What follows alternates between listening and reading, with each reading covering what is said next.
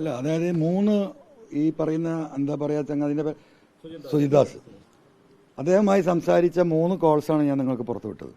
പിന്നെ അതൊന്നും കൂടി പുറത്തുവിടാൻ നിന്നതാണ്. കാരണം അതിനുശേഷമാണ് 4ാമത്തെ പോലീസ് ഓഫീസറാണ് എന്ന് പറഞ്ഞുകൊണ്ട് ഒരു സന്ദേശം 3 നിങ്ങൾ പുറത്തുവിട്ടു.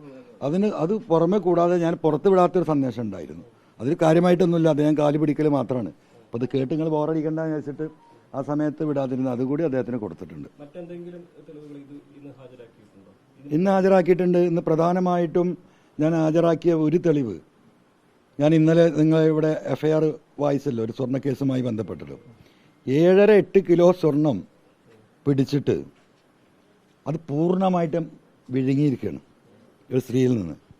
എന്നിട്ട് ആ സ്ത്രീയെ കോടതിയിൽ കൊണ്ടുപോയി ഹാജരാക്കുമ്പോൾ 145 ഗ്രാം സ്വർണം, അതും ആഭരണങ്ങൾ, ആ സ്ത്രീ കഴുത്തിലിട്ടിരുന്ന മാല, അതിൻ്റെ കുലുസ്, പിന്നെന്താ 1-2 വള, ഒരു മോതിരം. കോടതിയിൽ നിന്ന് മജിസ്ട്രേറ്റ് ചോദിച്ചു എന്നാണ് പറഞ്ഞത്, ഇതെന്ത് കേസാണ്? ഇത് എന്ത് കേസാണ്? വിദേശത്ത് നിന്ന് വരുന്ന ഒരു സ്ത്രീക്ക് ഒരു 10-15 പവനും സ്വർണം ആഭരണം കൊണ്ടുവരാൻ പറ്റില്ലേ? ധരിക്കാൻ പറ്റില്ലേ? ധരിച്ചു വന്ന ആഭരണമാണ് ഒരു കറുത്ത സഞ്ചി. ഈ 3-4 ഐറ്റം പറഞ്ഞിട്ട് പിന്നെ ആ സീസർ മാർഷൽ പറയുന്ന ഒരു കറുത്ത സഞ്ചി. എന്താ കറുത്ത സഞ്ചിയിലിട്ട് കെട്ടിക്കൊടുന്ന ഈ 14 പവനെ. അപ്പോൾ അത് കൃത്യമായി IGക്ക് അത് ബോധ്യപ്പെട്ടിട്ടുണ്ട്, കൃത്യമായും ബോധ്യപ്പെട്ടിട്ടുണ്ട്. അപ്പോൾ അതുമായി ബന്ധപ്പെട്ട എന്താ പറയുക കേസ് സംബന്ധം 15% റിവാർഡ് പുറത്തുനിന്ന് പിടിച്ച് അങ്ങോട്ട് കൊടുത്താൽ 1 കോടിയാണെങ്കിൽ 15 ലക്ഷം വാങ്ങി കീശയിൽ ഈ പോലീസുകാർക്കൊക്കെ ഇടാം.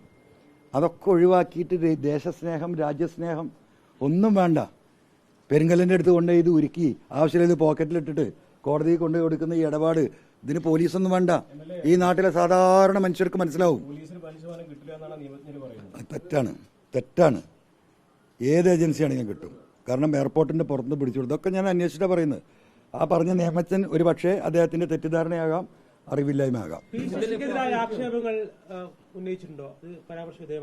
അതല്ലല്ലോ ഇവിടെ പ്രശ്നം. ശശിക്കെതിരെ രാഷ്ട്രീയപരമായ ആരോപണങ്ങളാണല്ലോ ഞാൻ പറഞ്ഞത്. ഇവിടെ അന്വേഷിക്കുന്നത് ക്രൈമുമായി ബന്ധപ്പെട്ടാണ്. അല്ല, ഇവിടെ പോലീസ് അന്വേഷിക്കുന്നത് ക്രൈമാണ്. ആ ക്രൈമുമായി ബന്ധപ്പെട്ട കാര്യങ്ങളാണ് പറഞ്ഞത്. ഇല്ലല്ല, നാളല്ല. ഞാനിപ്പോൾ ഇനി പുതിയ തെളിവ് ആരെങ്കിലും എൻ്റെ ഈ വാട്സാപ്പ് നമ്പർ ഏറ്റെടുക്കാൻ പറ്റുന്ന പത്രപ്രവർത്തകരുണ്ടെങ്കിൽ നമ്മൾ സ്വാഗതം ചെയ്യണം. അത്ര എണ്ണം വരുന്നുണ്ട്. എന്നിപ്പോൾ ഒരു 300-350 അതാ വന്നിരിക്കുന്നത്.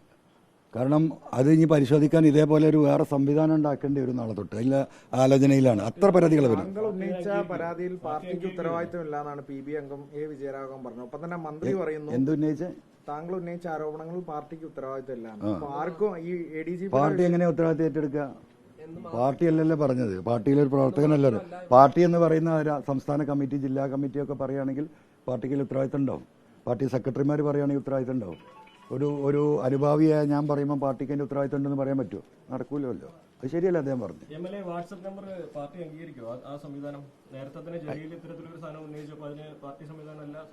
അല്ല, നിങ്ങൾ എൻ്റെ പോസ്റ്റ് വായിച്ചോ? അനുമോദൻ്റെ പോസ്റ്റ് വായിച്ചോ? ആ പോസ്റ്റിൽ വായിച്ചാൽ അത് അംഗീകരിക്കില്ല എന്ന് ആർക്കെങ്കിലും പറയാൻ പറ്റുമോ?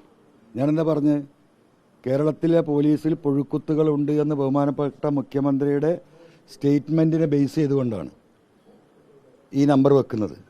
പോലീസിൻ്റെ ക്രിമിനൽസുമായി ബന്ധപ്പെട്ട് നിങ്ങൾക്ക് എന്തെങ്കിലും അനുഭവം ഉണ്ടെങ്കിൽ, പോലീസിൽ നിന്ന് ഈ വിഷയങ്ങളുമായി ബന്ധപ്പെട്ട് നിങ്ങളെ പീഡിപ്പിക്കപ്പെട്ടിട്ടുണ്ടെങ്കിൽ ആ പരാതി നിങ്ങൾ ഇതിലേക്ക് അയച്ചാൽ അത് വെരിഫൈ ചെയ്ത് പ്രാദേശിക അയച്ച വ്യക്തിയുടെ ആ നാട്ടിലെ സഖാക്കളും ജനങ്ങളുമായി ബന്ധപ്പെട്ട് ശരിയാണെന്ന് തോന്നുകയാണെങ്കിൽ ബഹുമാനപ്പെട്ട മുഖ്യമന്ത്രിക്ക് നേരിട്ട് കൊടുക്കും. അതിന് സഹായം ഉണ്ടാകും, അതിന് ആക്ഷൻ ഉണ്ടാകും. ഇതല്ലേ പറഞ്ഞത്. അതിങ്ങനെ പാർട്ടിക്ക് പറ്റില്ല എന്ന് പാർട്ടി പറയോ? ഞാൻ ഏറ്റെടുക്കുന്നല്ല പറഞ്ഞത്. അതാണല്ലോ മാറ്റം. പാർട്ടി സെക്രട്ടറി പറഞ്ഞു കണ്ടാൽ എന്താണ് കുഴപ്പം എന്നാണ് പാർട്ടി സെക്രട്ടറി ചോദിക്കുന്നത്. അല്ല, അത് എനിക്കറിയില്ല. അദ്ദേഹം അങ്ങനെ ചോദിച്ചോ പറഞ്ഞോന്ന് എനിക്കറിയില്ല. ഞാൻ കണ്ണിൽ കാണാത്ത കേൾക്കാത്ത കാര്യങ്ങളെ കുറിച്ച് ഞാൻ എങ്ങനെ മറുപടി അറിയാം? കുഴപ്പമില്ല. അങ്ങനെ ADGP പോയിട്ട് അങ്ങനെ RSSന്റെ നേതാക്കളെ കാണുന്നത് കുഴപ്പമില്ല പറഞ്ഞു. എൻ്റെ മുബഷിറെ, നിങ്ങൾ ഇതിലേക്ക് വാ.